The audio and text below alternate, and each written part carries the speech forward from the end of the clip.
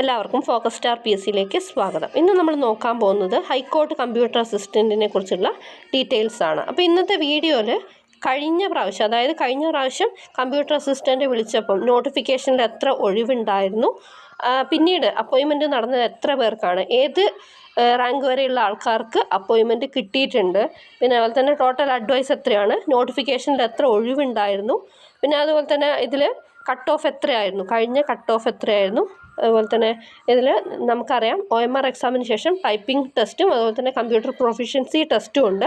അതിൻ്റെയൊക്കെ mark distribution എങ്ങനെയാണ്, rank ലിസ്റ്റിൽ ഉൾപ്പെട്ടിട്ടുള്ള ആൾക്കാരുടെ മാർക്ക് ഡിസ്ട്രിബ്യൂഷൻ എങ്ങനെയാണ് തുടങ്ങിയ കാര്യങ്ങളാണ് ഡീറ്റെയിൽഡായിട്ട് നോക്കാൻ പോകുന്നത്.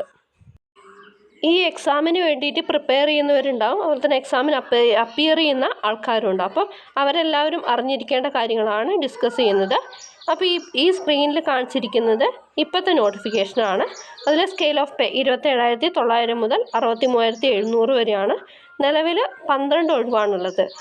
ഒന്ന് NCA നോട്ടിഫിക്കേഷനാണ് വരുന്നത്, 11 ആൻറ്റിസിപ്പേറ്റഡ് വേക്കൻസീസ് ഇൻക്ലൂഡഡ് ആണ്, അത് ഡയറക്റ്റ് റിക്രൂട്ട്മെൻ്റ് ആണ്, റെഗുലർ വേക്കൻസീസാണ് വരുന്നത്.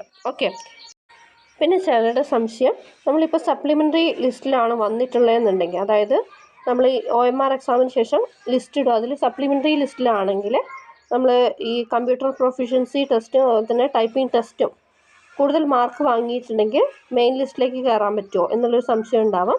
അതും ഡൗട്ട് ക്ലിയർ ചെയ്ത് തരുന്നതാണ്. ഓക്കെ, ഇതിൽ ക്വാളിഫിക്കേഷൻ ഉണ്ടായിരുന്നത് +2 or equivalent, KGT higher in type writing English, desirable certificate in computer word processing or equivalent.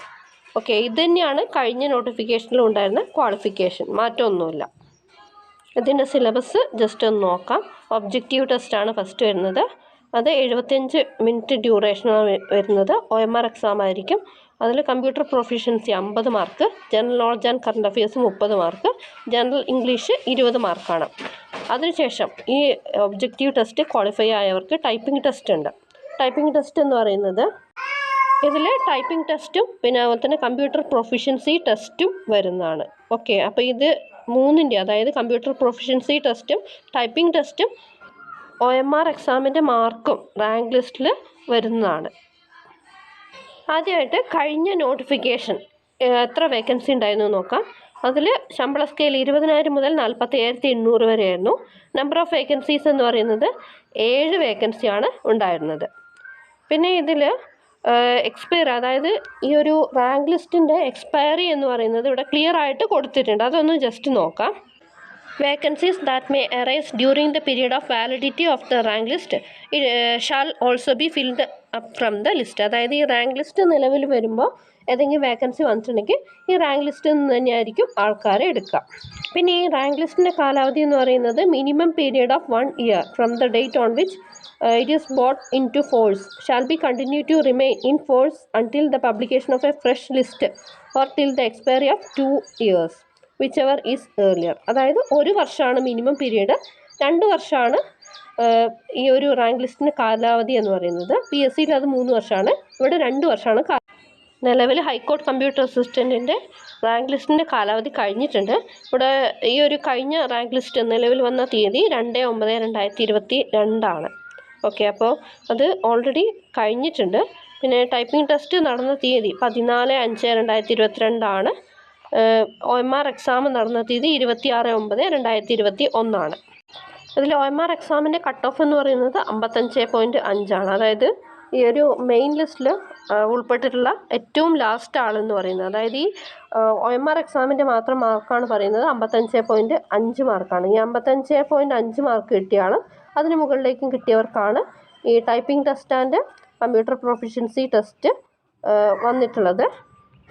പിന്നെ ഇതിൽ ടൈപ്പിംഗ് ടെസ്റ്റിന് 80 മാർക്കും കമ്പ്യൂട്ടർ പ്രൊഫിഷ്യൻസി ടെസ്റ്റിന് 20 മാർക്കുമാണ് വന്നിട്ടുള്ളത്. അപ്പോൾ ഇവിടെ ഈ ഫസ്റ്റിൽ കണ്ടിട്ടില്ലേ, അപ്പോൾ ഈ ഫസ്റ്റിൽ കാണുന്ന ആൾക്കാരിൽ 80ഉം 20ഉം 100 മാർക്കും വാങ്ങിയിട്ടുള്ളവർ ഉണ്ട്. ഓക്കെ, മെയിൻ ലിസ്റ്റിൽ 49 പേരാണ് ഉൾപ്പെട്ടിട്ടുണ്ടായിരുന്നത്. സപ്ലിമെൻ്ററി ലിസ്റ്റ് നമുക്ക് നോക്കാം. ഈഴവാത്തിയ ആൻഡ് ബില്ലവാസ് 2 പേരാണ് ഉൾപ്പെട്ടിട്ടുള്ളത്. ഇവിടെ റാങ്ക് ലിസ്റ്റിൽ ടോട്ടൽ 200 മാർക്കിലാണ് വരുന്നത്. 100 മാർക്ക് ഒബ്ജക്റ്റീവ് ടെസ്റ്റ് റിട്ടൺ ടെസ്റ്റും പിന്നെ ടൈപ്പിംഗ് ടെസ്റ്റ് 100 മാർക്കുമാണ് വരുന്നത്. 200 മാർക്കാണ് വന്നിട്ടുള്ളത്. പിന്നെ ഇവിടെ നോക്കാം, ഇവിടെ മാർക്ക് റൗണ്ട് ഓഫ് ചെയ്യുന്നുണ്ട്. അതെങ്ങനെയാണെന്നുള്ളത് ജസ്റ്റ് ഒന്ന് പറയാം. ഇതിൽ ഈഴവ ഈ സപ്ലിമെൻ്ററി ലിസ്റ്റിലെ ഈഴവേൻ്റെ രണ്ടാമത്തെ നമ്പർ ആളുടെ മാർക്ക് 136.75 മാർക്കാണ്. അപ്പോൾ അത് 0.5 കൂടുതലായതുകൊണ്ട് തന്നെ 137 മാറിയിട്ടുണ്ട്.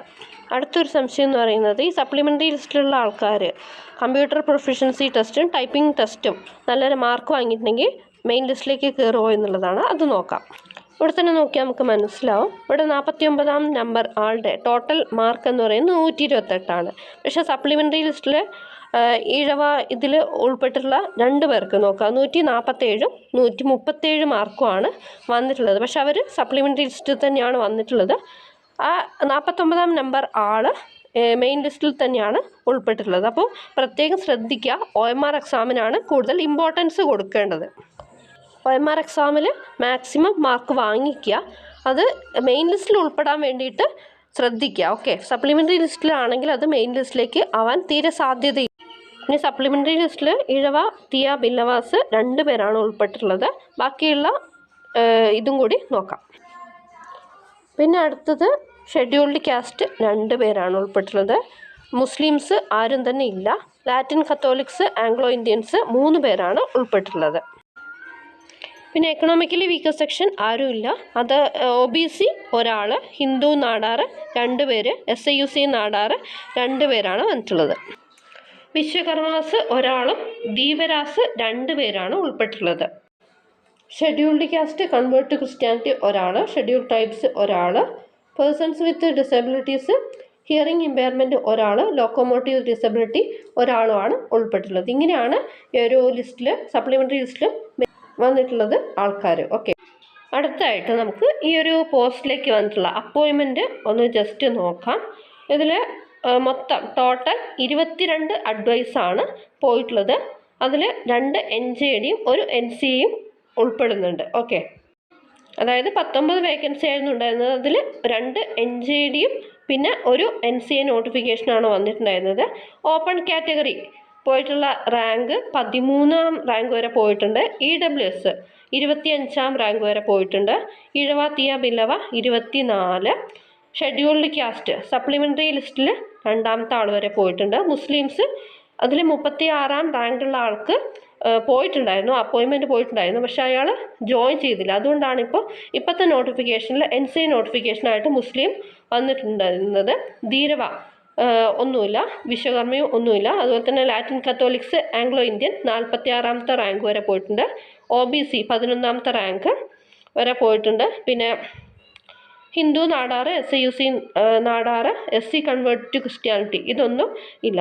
പിന്നെ വരുന്നത് ഡിഫറൻ്റ് ഏബിൾഡ് പേഴ്സൺ ഒരാൾ സപ്ലിമെൻ്ററി ലിസ്റ്റിൽ ഹിയറിംഗ് ഇമ്പയർഡ് കാൻഡിഡേറ്റ് ആണ് പോയിട്ടുള്ളത്. ഓക്കെ, അപ്പോൾ ഇത്രയും പറഞ്ഞതിൽ നിന്ന് എനിക്ക് നിങ്ങളോട് പറയാനുള്ളത് എന്താണെന്ന് വെച്ച് കഴിഞ്ഞാൽ, മാക്സിമം എഴുതുന്ന എല്ലാവരും മെയിൻ ലിസ്റ്റിൽ തന്നെ വരാൻ വേണ്ടിയിട്ട് ശ്രമിക്കുക. നമുക്ക് ഈ ടൈപ്പിംഗ് ടെസ്റ്റിലും അതുപോലെ തന്നെ കമ്പ്യൂട്ടർ പ്രൊഫഷ്യൻസി ടെസ്റ്റിലും സപ്ലിമെൻ്ററിയിൽ വന്നിട്ട് പിന്നെ നമ്മൾ കൂടുതൽ മാർക്ക് വാങ്ങിയിട്ട് കാര്യമില്ല എന്നുള്ളതാണ് വരുന്നത്. അപ്പോൾ ഈ പറഞ്ഞ കാര്യങ്ങളൊക്കെ എല്ലാവർക്കും മനസ്സിലായെന്ന് വിചാരിക്കുകയാണ്. മാക്സിമം എല്ലാവരിലേക്കും ഷെയർ ചെയ്യുക. Thanks for watching. Have A nice day.